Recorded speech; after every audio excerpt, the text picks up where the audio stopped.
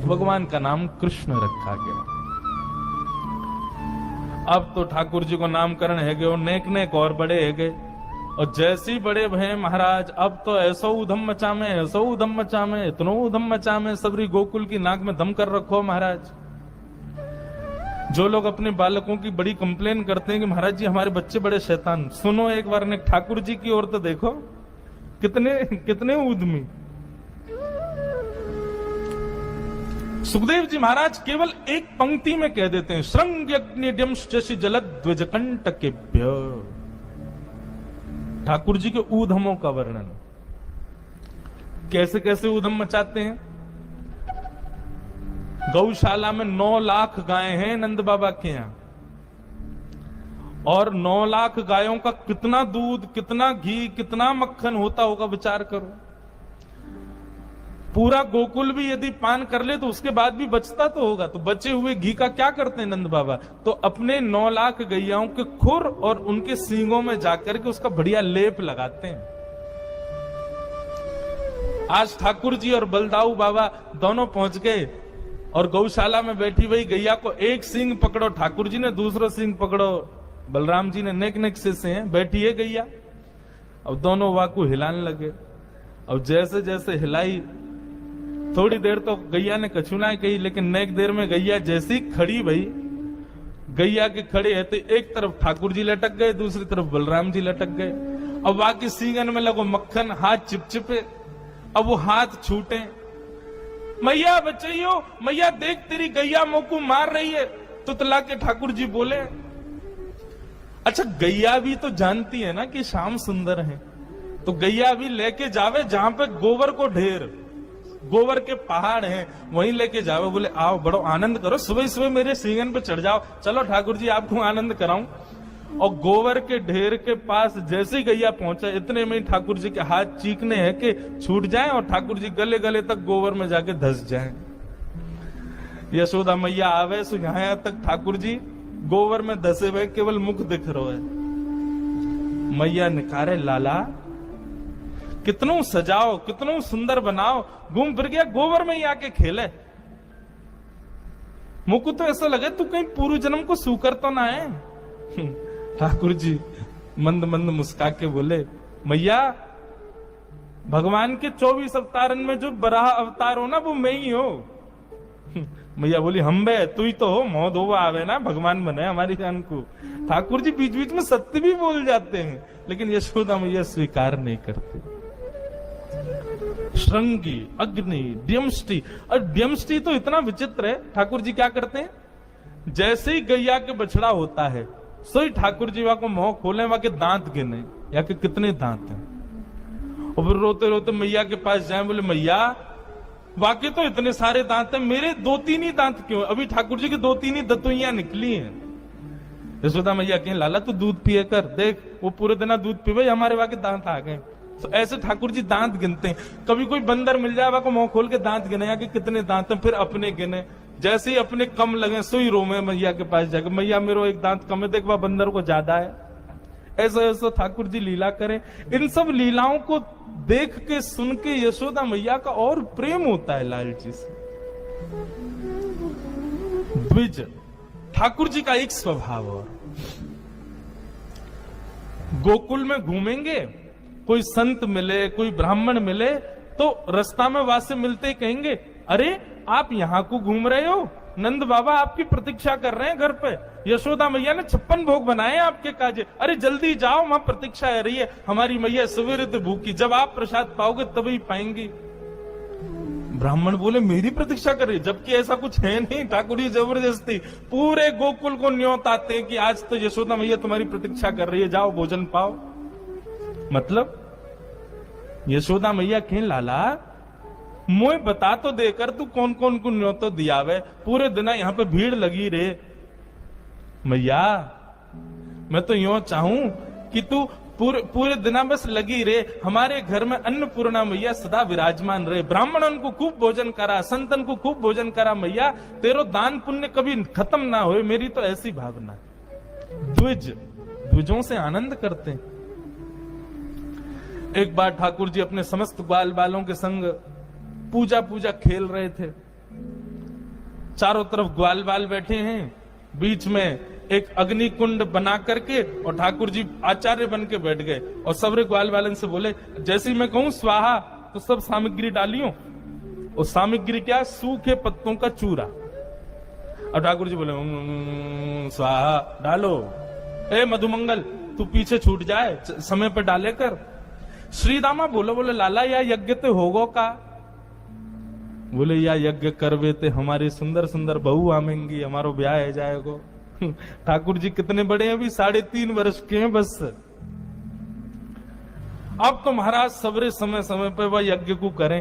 एक दिना मधुमंगल ने आकर के कही, लाला मैंने तो सुनिए यज्ञ तब तक पूर्ण ना होवे जब तक ब्राह्मणन को भोजन नहीं कराओ।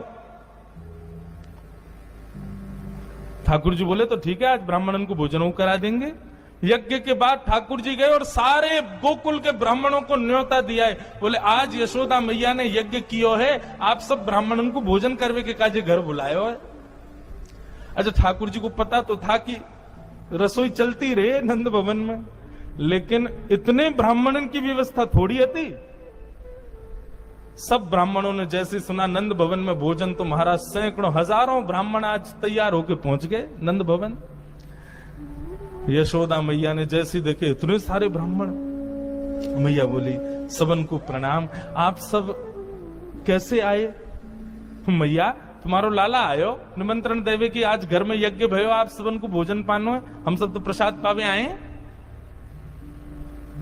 मैया सर पे हाथ धर के बैठ गई। बोले कहां जाऊं या लाला ते, आज सबन को न्योता तो दिया है। बोले हम बे, अच्छा मैं व्यवस्था तो करूंगी, लेकिन पहले तुम्हारे यजमान को तो ढूंढूं है कहां है। मैया गई सो ठाकुर जी पीछे खेल रहे ग्वाल बालन के संग। मैया ने आवाज लगाई, कन्हैया इतकुआ। ठाकुर जी ने जैसी यशोदा मैया देखी और संग में सबरे ब्राह्मण देखे। ठाकुर जी बोले मधुमंगल जी तो सांची को आ गए सबरे, मतलब सच में आ गए। मधुमंगल बोलो तो निमंत्रण इतना ठोस दियो तो आएंगे तो सही। बोले अब तो मैया मारेगी, लेकिन मैं अकेला नहीं पिटूंगा, तू चल मेरे संग, तू भी पिटेगा। ते नहीं तो ये सलाह दी कि ब्राह्मण को भोजन कराना है। ठाकुर जी पहुंचे, यशोदा मैया ने कही, अरे लाला ये सब ब्राह्मण आ गए हैं, सबन ने यो कही, तेने इनको जाके न्योता दियो, यो कही कि हमारे घर पे यज्ञ भयो, भोजन करवे आइयो। मोते बिना पूछे तेने इन सबन को न्योता कैसे दियो? अरे एक आ जाए, दो आ जाए, ठीक है, इतनी व्यवस्था तो है, अबे हजारों ब्राह्मणन को मैं कैसे भोजन कराऊं? ठाकुर जी बोले मैया तेरी सौगंध खा के करो, मुझको तो जो ना पता इनको घर कौन सी गली में मैं ना जानू, इनको ये अपने आप ही आ गए। ब्राह्मण देवता बोले मैया हम सांची बोल रहे हैं, वेदन की सौगंध तुम्हारे लाला ने न्योता दियो हमको। मैया ने पूछी लाला अब तू बता कहा करूं? तो ठाकुर जी बड़ी सहज अटपटी वाणी बोल के कहते हैं, बोले मैया देख हम पूजा पूजा खेल खेल रहे, वहां में मंत्र भी नहीं बोले गए, ब्राह्मण भी नहीं बुलाए गए, फिर भी हमारा यज्ञ है गयो, क्योंकि खेल खेल को यज्ञ हो ना मैया। अब खेल खेल को यज्ञ तो खेल खेल की प्रसादी। ये सब भी हाथ में दोना लेके कहते हाँ भाई मोहन तार बहुत बढ़िया बनी है, देखो जलेबी तो बहुत ही स्वाद है, पूड़ी इनको स्वाद तो कहा कहूं, अरे आलू की सब्जी कितनी बढ़िया। खाली पत्तल लेके ये भी वहां में भाव ही रख लें, जैसे भाव से हमारी पूजा वही वैसे भाव से इनको भोजन। सब ग्वाल बाल बोले बोल बाल कृष्ण लाल की जय, हमारे लाला की जय। देख लाला ने कितनी बढ़िया युक्ति बताई। यशोदा मैया को क्रोध भी आता और फिर हंसी भी आती ठाकुर जी के भाव पर। बंधु ये लीला देख करके 33 कोटि देवता भी आश्चर्य करते हैं कि ये जगन्नाथ है, ये त्रिलोकीनाथ है, ये उनकी लीला है। ये ज्ञानी के वशीभूत होके नहीं कर सकते, ये वैरागी के वशीभूत होके नहीं कर सकते, ये तो केवल प्रेम ही करवा सकता। इंसान कहे कि मैं बड़ा तो धरती पर तू क्यों खड़ा, धरती कहे कि मैं बड़ी तो शेष के सर पर क्यों पड़ी, शेष कहे कि मैं बड़ा तो शंकर जी के गले में क्यों पड़ा, शंकर जी कहे कि मैं बड़ा तो कैलाश पर जाके क्यों बसा, कैलाश कहे कि मैं बड़ा तो रावण के डर से क्यों खलबला, रावण कहे कि मैं बड़ा तो बाली के बगल में क्यों दबा। बाली कहे कि मैं बड़ा तो श्री राम के बाण से कैसे मरा, प्रभु श्री राम कहे कि मैं बड़ा तो भक्तों के पीछे क्यों पड़ा, भक्तों के हृदय में क्यों बसा प्रेम। ये प्रेम है केवल, जहां त्रिलोकी नाथ भी रीझ जाते हैं अपने प्रेमियों से। हमारी ब्रजभाषा को एक पंक्ति है, कौन पावे को पार, प्रेम ने दिया की सदा उल्टी बह धार। प्रेम नदी तो सदा उल्टी ही बहती है। हमारे अष्ट सखा कहते हैं, प्रीतम प्रीत ही सौंपे हैं, यद्यपि रूप गुण शील सुधरता, इन बातन न रिझई है, प्रीतम प्रीत ही सौंपे। आप रूपवान हो, गुणवान हो, शीलवान हो, क्या हो, इससे ठाकुर जी रीझते नहीं। इससे बंधुओं आप एक सुधरे हुए मानव जरूर बन जाओगे, पर ठाकुर जी को रिझावे के काजे तो प्रेम होना चाहिए। प्रेमी हृदय हो तब ठाकुर जी रीझते।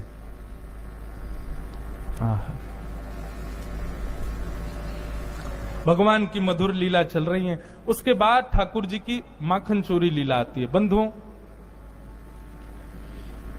ठाकुर जी माखन क्यों चुराते हैं?